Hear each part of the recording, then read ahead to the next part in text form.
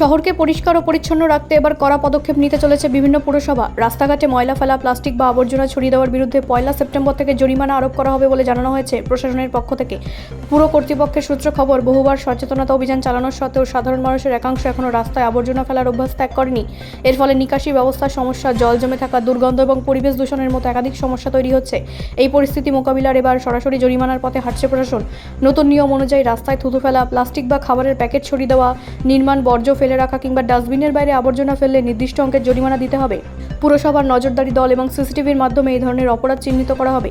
প্রশাসনের এক আধিকারিক জানান, শহরকে পরিষ্কার রাখা শুধু পুরসভার কাজ নয়, নাগরিকদেরও সমান দায়িত্ব রয়েছে। বারবার সতর্ক করার পরেও অনেকে নিয়ম মানছেন না, তাই এই কঠোর সিদ্ধান্ত নেওয়া হয়েছে। অন্যদিকে সচেতন নাগরিকদের একাংশ এই পদক্ষেপকে স্বাগত জানিয়েছেন। তাদের মতে জরিমানা চালু হলে মানুষের মধ্যে ভয় এবং দায়িত্ববোধ দুটোই বাড়বে, ফলে শহর আরও পরিচ্ছন্ন থাকবে।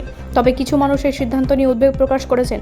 তাদের বক্তব্য, জরিমানা আরোপের পাশাপাশি পর্যাপ্ত ডাস্টবিন, বর্জ্য সংগ্রহের ব্যবস্থা এবং নিয়মিত পরিষ্কার পরিচ্ছন্নতার উপর জোর দেওয়া উচিত। পুরসভা জানিয়েছে, আগামী কয়েক সপ্তাহ সচেতনতার প্রচার চালানো হবে।